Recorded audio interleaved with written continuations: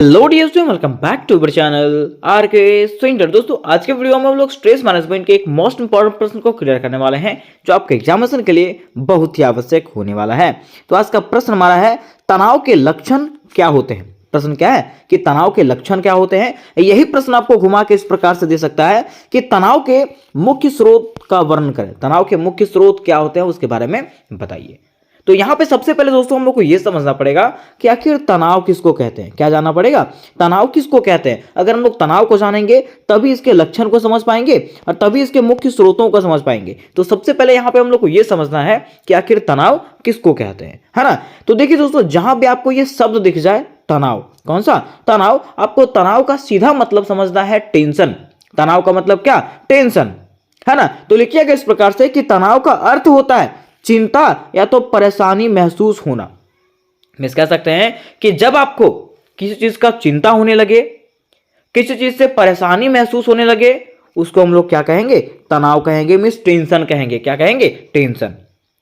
आगे लिखिएगा कि जब हमें कोई काम बहुत मुश्किल लगता है या हम किसी बात को लेकर के बहुत सोचते हैं ना, तो हमें तनाव हो सकता है। क्या कह रहा है कि मान लीजिए कोई काम करने में हम लोगों को जब बहुत मुश्किल लगता है या तो किसी बात को लेकर के हम लोग बहुत ज्यादा सोचने लगते हैं ना, तो ये स्थिति जो है हमारे मन में टेंशन पैदा कर सकता है, तनाव पैदा कर सकता है। जैसे कि देखिएगा, कह रहा है कि परीक्षा के पहले घबराहट महसूस होना। जब आप एग्जाम देने के लिए जाते हैं, ठीक है, तो आपको घबराहट महसूस होता है, टेंशन होने लगता है कि ये क्या लिखेंगे, कुछ पढ़े नहीं है, एक दिन पहले तैयारी करके गए जा रहे हैं, क्वेश्चन मिलेगा कि नहीं मिलेगा, है ना। इसी को हम लोग क्या कहते हैं, टेंशन कहते हैं। क्या कहते हैं दोस्तों, टेंशन। या तो किसी खेल में हार जाने पर दुख होना। ठीक है, मान लीजिए कोई खेल खेल रहा है, अभी इंडिया की बात कर लीजिए। इंडिया जब वर्ल्ड कप खेल रहा था तो लास्ट मोमेंट पे ऐसा लग रहा था कि ये हार जाएगा, लेकिन अंततः क्या हो गया, जीत गया। ठीक है, तो जब हारने लग रहा था ना, तो हम लोग को टेंशन हो गया, यार क्या हो जाएगा क्या हो जाएगा,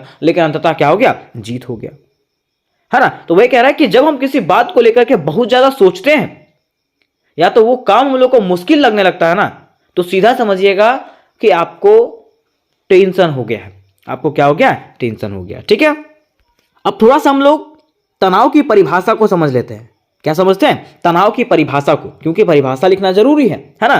तो लिखिएगा इस प्रकार से कि तनाव वह स्थिति है जब मन और शरीर पर ज्यादा दबाव पड़ता है।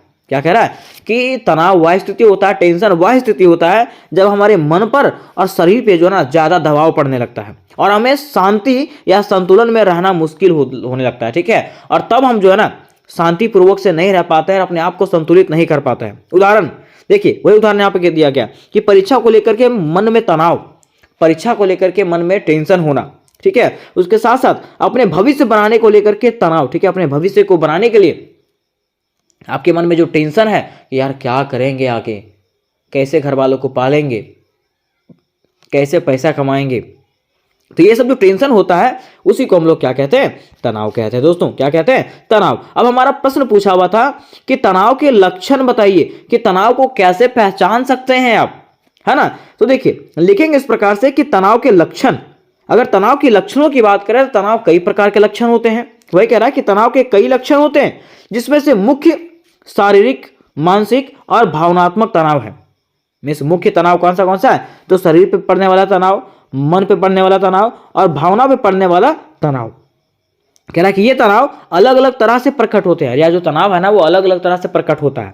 ठीक है, और ये लक्षण जो है व्यक्ति पर निर्भर करता है, मीन्स प्रत्येक व्यक्ति पे अलग अलग होता है, लेकिन आमतौर पे निम्नलिखित तरह से होता है। तो क्या उसका प्रभाव है वो देखते हैं।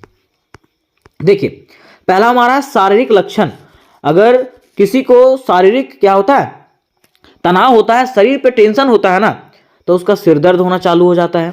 ठीक है, उसको थकान लगना चालू हो जाता है, कमजोरी लगना चालू हो जाता है, उसको नींद नहीं आता है। ठीक है, उसका हृदय गति बढ़ जाता है, मतलब हार्ट बीट बढ़ जाता है, ज्यादा पसीना आने लगता है, अनपच होने लगता है, मतलब खाना पचता नहीं है, और मांसपेशियों में जो है ना दर्द होना चालू हो जाता है। ये कब होता है, जब आपके शरीर पे जो है ना क्या होता है, तनाव होता है, टेंशन होता है तब। दूसरा, अगर हमारे मन पे टेंशन होता है तो क्या होता है, कह रहा है एकाग्रता की कमी, हम किसी चीज में फोकस नहीं कर पाते हैं, भूलने की समस्या। अगर आपके मन में टेंशन चल रहा है ना तो आप भूलने लगोगे हर चीज, फिर निर्णय लेने में कठिनाई, आप कोई भी चीज का निर्णय नहीं ले पाओगे। चौथा, नकारात्मक विचारों का आना। जब आपके मन में क्या रहेगा, टेंशन रहेगा ना, तो आपके मन में जो है ना नकारात्मक विचार आएंगे, नेगेटिव पॉइंट आएंगे। फिर कह रहा है कि चिंता और घबराहट, इससे क्या होगा, आपको चिंता होने लगेगी बहुत ज्यादा। अब बात यहां पे आता है भावनात्मक लक्षण का। किसका, भावनात्मक लक्षण, की भावना में क्या लक्षण होते हैं।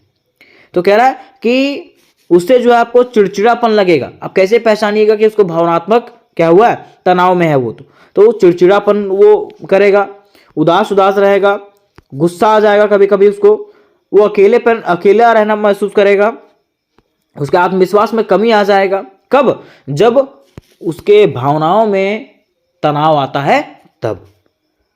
अब थोड़ा सा देखिएगा, कह रहे कि व्यवहार में परिवर्तन। जब व्यक्ति के मन पे, शरीर पे या तो भावना पे क्या हो जाता है, तनाव आना स्टार्ट हो जाता है, टेंशन आना चालू हो जाता है, तो उससे व्यक्ति का व्यवहार कैसे परिवर्तन होता है। तो कह रहा है कि जब टेंशन हो जाता है ना, तो या तो व्यक्ति वो अधिक खाने लगता है, या तो कम भोजन करता है, या तो फिर वो धूम्रपान करना चालू कर देता है, मतलब सिगरेट वगैरह पीना चालू कर देता है, शराब पीना चालू कर देता है। फिर या तो सामाजिक रूप से अलग थलग रहना, समाज से अलग रहना चालू कर देगा वो। काम में रुचि कम हो जाना, और जो काम करता है उसमें रुचि कम हो जाता है। आप देखते होंगे जब किसी को टेंशन हो जाता है तो वो कोई काम में फोकस नहीं कर पाता है। फिर जरूरत से ज्यादा सोना या तो बहुत कम सोना। जब किसी के मन में टेंशन होता है ना, तो या तो वो ज्यादा सोएगा या तो सो ही नहीं पाएगा। तो यहां तक हम लोगों ने इसके लक्षणों को समझ गया। अब यहाँ पे क्वेश्चन हमारा था कि चलिए हमको बताइए कि तनाव के मुख्य स्रोत क्या है। क्वेश्चन क्या था कि हमको बताइए कि तनाव के मुख्य स्रोत क्या हैं। तो कहा गया कि तनाव, जिसे अंग्रेजी में क्या कहा जाता है, स्ट्रेस कहा जाता है। क्या कहा जाता है, स्ट्रेस कहा जाता है। या तो टेंशन, सीधा सीधा अपना भाषा में समझिए, टेंशन है ना, कि भाई टेंशन क्यों ले रहा है, ठीक है। तो टेंशन में मतलब क्या होता है, स्ट्रेस, तनाव क्यों ले रहा है ना। कह रहा व्यक्ति के जीवन में कई प्रकार के आंतरिक और बाहरी स्रोतों से उत्पन्न हो सकता है। मिस कह रहा ना कि व्यक्ति के अगर जीवन की बात करें तो व्यक्ति के जीवन में तनाव जो है ना कई प्रकार से आ सकता है। जैसे आंतरिक प्रकार से, इंटरनल प्रॉब्लम, और एक्सटर्नल प्रॉब्लम से भी आ सकता है। कह रहा है यह जो है व्यक्ति के मानसिक, शारीरिक और भावनात्मक स्वास्थ्य को प्रभावित कर सकता है। और यह जो है ना व्यक्ति के मन को भी, शरीर को भी और भावना को भी ठेस पहुंचा सकता है। अब कैसे ठेस पहुंचा सकता है उसको हम लोग विस्तार से जानेंगे। देखिए, अगर बात करते हैं तनाव के मुख्य स्रोतों का, तो तनाव के मुख्य स्रोतों में पहला जो स्रोत है इसका, वो है तनाव का बाहरी स्रोत। क्या है, तनाव का बाहरी स्रोत। अब तनाव का बाहरी स्रोत का मतलब क्या होता है, तो कह रहा है कि बाहरी स्रोत वे होते हैं जो हमारी बाहरी वातावरण, समाज, कार्य क्षेत्र या अन्य लोगों से संबंधित होते हैं।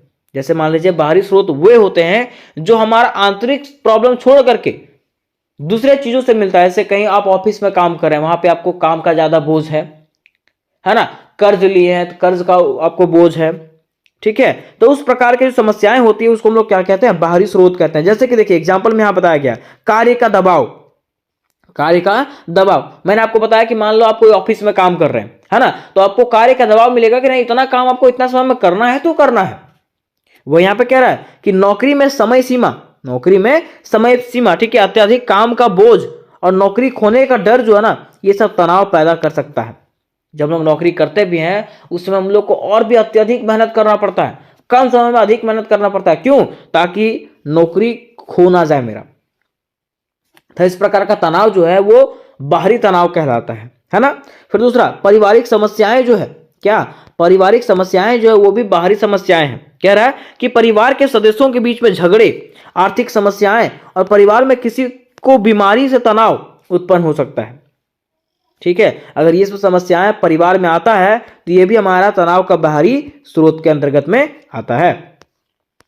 फिर तीसरा कह रहा है वित्तीय समस्याएं। अगर आप पैसे के समस्याएं से जूझ रहे हैं, ठीक है, कर्ज में डूब रहे हैं, है ना, और उसके लिए अगर आपके मन में टेंशन है, उसको हम लोग क्या कहेंगे, वित्तीय समस्याएं कहेंगे। क्या कहेंगे, वित्तीय समस्याएं। जैसे देखिए यहाँ पे लिखा हुआ है, पैसे की कमी, कर्ज या खर्चों को पूरा ना कर पाना प्रमुख तनाव के कारणों में से एक होते हैं।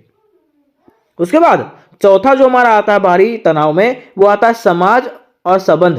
क्या, समाज और संबंध। मिस कह रहा है कि दोस्तों, रिश्तेदारों या जीवन साथी के साथ मतभेद, समाज में अपनी छवि बनाए रखने का दबाव, ठीक है। मिस कह रहा है ना कि दोस्तों के साथ लड़ाई झगड़ा हो जाना, ठीक है, रिश्तेदारों के साथ लड़ाई झगड़ा हो जाना, जीवन साथी के साथ लड़ाई झगड़ा हो जाना, ये सब भी जो है ना वो क्या है, तो बाहरी तनाव के स्रोत हैं। क्या है, बाहरी तनाव के स्रोत हैं। तो यहां तक हम लोगों ने बाहरी तनाव के बारे में जान लिया कि बाहरी तनाव का मतलब होता है जो आपके सगे संबंधियों के साथ जो तनाव होता है, ठीक है, मतलब उन लोगों के कारण जो तनाव होता है, हमारे समाज से हम लोग को जो टेंशन मिलता है उसको हम लोग क्या कहते हैं, तनाव का बाहरी स्रोत कहते हैं। लेकिन अब यहां पे क्वेश्चन ये भी पूछा था कि हमको ये बताइए कि अगर बाहरी तनाव आ भी रहा है, ठीक है, तो उससे क्या क्या लक्षण हो सकता है, कैसे हम लोग उसको पहचान सकते हैं। तो देखिए उससे क्या, अगर आपके मन में तनाव होगा, ठीक है, तो आपकी नींद पूरी नहीं हो पाएगी, आपको नींद आएगी ही नहीं, नींद की कमी मीन्स कह सकते हैं, टेंशन में रहोगे ना तो नींद भी नहीं आएगा। दूसरा, चिड़चिड़ापन और गुस्सा, हमेशा आप चिड़चिड़ापन में रहोगे, हमेशा गुस्सैले रहोगे, कोई भी कुछ बोलेगा उस पर आप चिड़चिड़ा के बोलोगे, गुस्सा होके बोलोगे। तो ये किसके कारण, टेंशन के कारण।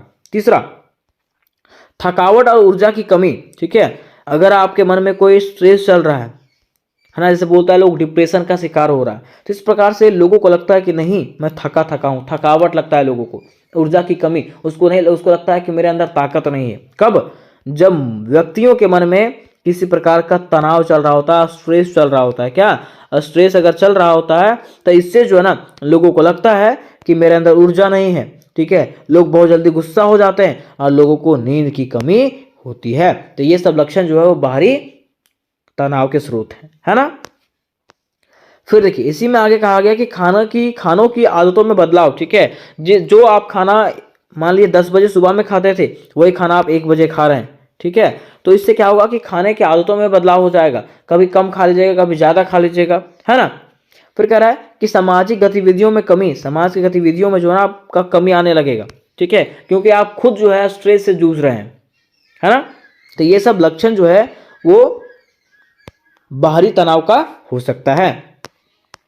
अब हमारा क्वेश्चन था कि तनाव के आंतरिक स्रोतों के बारे में बताइए, कि तनाव के स्रोतों के बारे में बताइए। तो तनाव का पहला स्रोत था बाहरी स्रोत और दूसरा है तनाव के आंतरिक स्रोत, जो इंटरनल प्रॉब्लम की वजह से हम लोगों को होता है। कह रहा है आंतरिक स्रोत व्यक्ति के अपने मन, विचार और भावनाओं से संबंधित होता है। जैसे मान लीजिए आपका एग्जाम आ रहा है, ठीक है, और आपको मन में ही सोच लीजिएगा नहीं यार नहीं निकाल पाएंगे, बड़ी हार्ड एग्जाम है, ठीक है, तो आप अपने मन में ही सोच लिए, है ना, और जब मन में सोच लिए तो आपके मन में वो स्ट्रेस हो गया, तनाव हो गया कि नहीं हम कर पाएंगे नहीं। वही कह रहा है कि आंतरिक स्रोत व्यक्ति के मन, विचार और भावनाओं से संबंधित होते हैं। ये हमारे मानसिक स्वास्थ्य और आत्मविश्वास पर जो है ना, आत्मविचार पर आधारित होते हैं। जैसे कि देखिए पहला हमारा है नकारात्मक सोच, क्या है, नेगेटिव सोच हम लोग कहते हैं, नेगेटिव थिंकिंग, है ना, कि बार बार असफलता का डर, कि अरे यार असफल हो जाएंगे, फिर से फेल हो जाएंगे, तो काहे एग्जाम देंगे झूठो, है ना।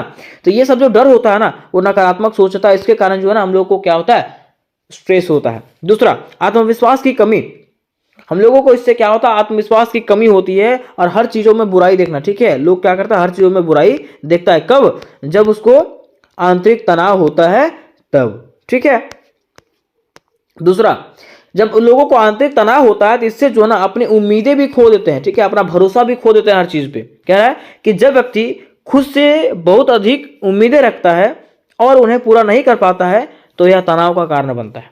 क्या कह रहा है कि जब व्यक्ति खुद से उम्मीदें रखता है, ठीक है, जैसे मान लीजिए व्यक्ति को पता रहेगा कि हाँ हम पास हो जाएंगे तो हो जाएंगे, ठीक है, हम पूरा पढ़े हैं पास हो जाएंगे, लेकिन मान लीजिए अगर वो पास नहीं हो पाया, ठीक है, तो उसके मन में क्या हो जाएगा, तनाव पैदा हो जाएगा, है ना, मतलब अपने उम्मीदों को पूरा नहीं कर पाने के कारण उनके मन में क्या हो जाएगा, तनाव हो जाएगा, ठीक है।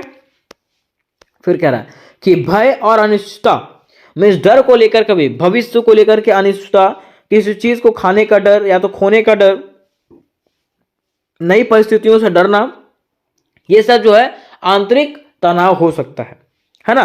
फिर हमारा शारीरिक स्वास्थ्य है, गंभीर समस्याएं या तो शरीर की कमजोरी भी आंतरिक तनाव उत्पन्न कर सकती है। अगर आपके शरीर में गंभीर समस्याएं हैं, जो ठीक नहीं हो रहा है, जो बहुत दिनों से चल रहा है, तो उससे भी आपके शरीर में तनाव हो सकता है, ठीक है। और मान लीजिए आपके शरीर में कमजोरी है, आपका शरीर जो है मजबूत नहीं हो रहा है, तो उसके कारण भी आपके शरीर में जो है आपके मन में तनाव उत्पन्न होगा कि यार कैसे ऐसे जिंदगी चलेगा, है ना। तो इस प्रकार की जो समस्याएं होती है उसको क्या कहते हैं, तो आंतरिक तनाव कहते हैं। तनाव के आंतरिक स्रोत ये हैं, ठीक है। अब देखिए इसके लक्षण क्या क्या हैं, तो बार बार चिंता करना, ठीक है, बार बार चिंता करना, टेंशन लेना जो है ना, ये आंतरिक स्रोत है। दूसरा, आत्मविश्वास में कमी, इसके कारण क्या होता है, हमारा आत्मविश्वास कम हो जाता है, किस चीज के ऊपर हमको भरोसा नहीं रहता कि ये हम कर पाएंगे कि नहीं, है ना। फिर देखिए तीसरा यहाँ पे ध्यान केंद्रित करने में कठिनाई। इससे क्या होता है, हम लोग किसी एक चीज पे ध्यान एकाग्रता नहीं कर पाते हैं, है ना, ध्यान केंद्रित नहीं कर पाते हैं। किसके कारण से? आंतरिक तनाव के कारण। फिर कह रहा है इससे जो है ना दिल का धड़कन तेज हो जाता है। अगर आपके मन में आंतरिक तनाव है ना तो इससे क्या होता है, दिल का धड़कन तेज होता है, दिल का दौरा भी पड़ जाता है कभी कभी, ठीक है। फिर पांचवा पर कह रहा है अकेलेपन का अनुभव। इससे क्या होता है, लोगों को अकेलापन लगता है कि नहीं मेरे साथ कोई नहीं है, हम अकेले हैं। किस कारण से? आंतरिक तनाव के वजह से, ठीक है। तो यहां तक हम लोगों ने बाहरी तनाव मतलब आंतरिक तनाव के स्रोतों के बारे में जान लिया कि इसके कौन कौन से आंतरिक तनाव है और कौन कौन से बाहरी तनाव है। अब यहां पे कह रहा है कि आंतरिक और बाहरी तनाव के बीच में अंतर स्पष्ट करें। क्वेश्चन क्या था, आंतरिक और बाहरी तनाव के बीच में अंतर बताएं। तो कहा गया है कि बाहरी तनाव बाहरी परिस्थितियों से उत्पन्न होता है। बाहरी तनाव जो है ना बाहर के परिस्थितियों से उत्पन्न होता है, जैसे दोस्त हो गया, रिश्तेदार हो गया, उससे, ठीक है। लेकिन आंतरिक तनाव जो होता है ना वो व्यक्ति के भीतर से होता है। आंतरिक तनाव व्यक्ति के भीतर से होता है, जो आप ऊपर में समझ गए होंगे, ठीक है।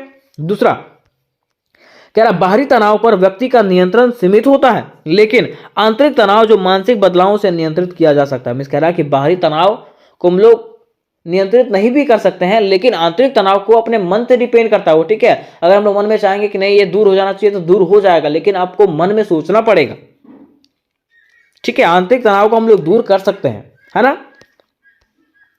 कह रहा है बाहरी तनाव का प्रभाव शारीरिक होता है। मीन्स बाहरी तनाव का प्रभाव जो है ना शरीर पे होता है, ठीक है। जबकि आंतरिक तनाव का प्रभाव जो है वो किस पे होता है, मतलब मानसिक पे होता है, मीन्स मन पे हमारा होता है, ठीक है।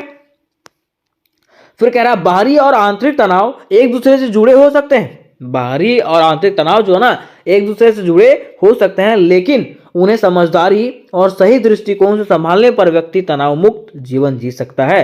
कह रहा ना कि बाहरी और आंतरिक तनाव जो है वो दोनों एक दूसरे से जुड़ा हुआ है, क्योंकि ये दोनों ही तनाव है, दोनों के कारण ही हम लोग को टेंशन होता है।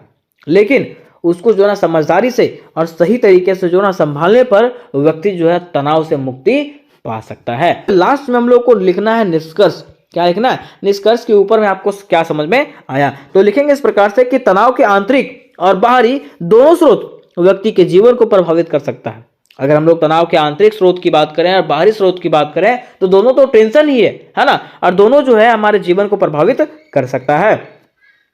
कह रहा आंतरिक स्रोत को व्यक्ति खुद बदल सकता है, जबकि बाहरी स्रोत को के प्रभाव को प्रतिबंधित करने की कोशिश करनी चाहिए। मिस कह रहा आंतरिक अगर टेंशन की बात करें तो वो हम लोग खुद से बदल सकते हैं, लेकिन बाहरी तनाव को भी जो है ना हम लोग को सॉल्व करने का प्रयास करना चाहिए। कह रहा है कि तनाव का सही प्रबंधन व्यक्ति को खुशहाल और स्वस्थ जीवन जीने में मदद कर सकता है। अगर आपके मन में स्ट्रेस नहीं रहेगा ना तभी आप क्या कर सकते हैं, खुशहाल और स्वस्थ जीवन जी सकते हैं। तो उम्मीद करते दोस्तों कि यह प्रश्न आपको क्लियरली समझ में आया होगा, और यह प्रश्न अगर आपको समझ में आ गया होगा तो वीडियो को लाइक करिएगा, अपने दोस्तों के साथ शेयर करिएगा और चैनल को भी सब्सक्राइब करके अवश्य रख लीजिएगा। और इससे रिलेटेड जितने भी प्रश्न आने वाले हैं सारे के सारे प्रश्न आपको मेरे चैनल पर मिलेंगे, बड़े ही आसान शब्दों में मिलेंगे, इसलिए चैनल को सब्सक्राइब करके अवश्य रख लें और ये वीडियो को अपने दोस्तों के साथ शेयर करें। तो मिलता है नेक्स्ट वीडियो में, तब तक के लिए जय हिंद जय भारत।